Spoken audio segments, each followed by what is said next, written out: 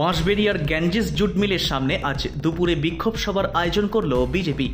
বাঁশবেড়িয়া মণ্ডল বিজেপির সভাপতি সুরেশ চৌধুরীর নেতৃত্বে আয়োজিত এই বিক্ষোভ সভা মূলত 7 দফা দাবিকে কেন্দ্র করে অনুষ্ঠিত হয়।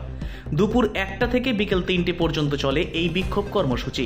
এই দিন মজদুরের পাশে দাঁড়িয়ে আন্দোলনের ডাক দেন বিজেপির নেতৃত্বরা।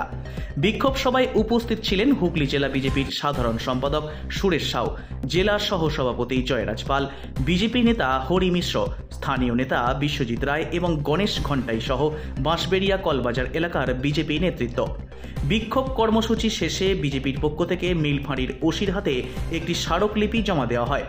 নেতৃত্বরা জানান, শ্রমিকদের স্বার্থে এবং ন্যায্য দাবি দাওয়া আদায়ের ক্ষেত্রে এই আন্দোলন অব্যাহত থাকবে। বিজেপির দাবি, দীর্ঘদিন ধরে মিল শ্রমিকরা নানান সমস্যার মধ্যে রয়েছেন। তাদের বকেয়া পাওনা, কর্মসংস্থানের স্থায়িত্ব এবং শ্রমিক স্বার্থ রক্ষার বিষয়ে প্রশাসনকে সঠিক পদক্ষেপ গ্রহণ করতে হবে। বিজেপির পক্ষ থেকে আরও জানানো হয়, তাদের দাবি দাবা না মানা হয় তাহলে আগামী দিনে তারা আরও বৃহত্তর আন্দোলনের পথ বেছে নেবে। Bureau report, Hooghly Times. আমরা যতটুকু খবর পেয়েছি সেই অনুসারে আমরা যেটা জানতে পারছি, এখানে যে শৌচালয়ের ওপর যে দুর্নীতি চলেছে এখনো পর্যন্ত চলছে, বহাল চলছে।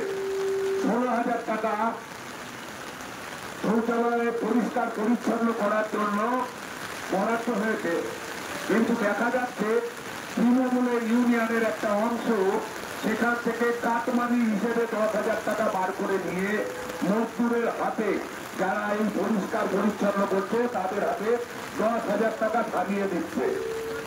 এই মিল সংলগ্ন এই মিলের তরফ থেকে যে এখানে বিদ্যুতের ব্যবস্থা করা হয়েছে, যেখানে পশ্চিমবাংলা সর্বত্র আম পাবলিক নিজেদের বাড়িতে ইলেকট্রিক বিল 7.5 টাকা করে পার ইউনিট দেয়। সেখানে এই মিলের সঙ্গে যুক্ত যে সকল বসবাসকারী মজদুররা রয়েছে তারা 8.5 টাকা করে তাদের দিতে হচ্ছে। আমরা যেটা খবর পেয়েছি, এখানে 8টা মেশিনের ক্ষেত্রে 1 জনকে বরাদ্দ করা হচ্ছে, যেটা সম্পূর্ণভাবে বেআইনি।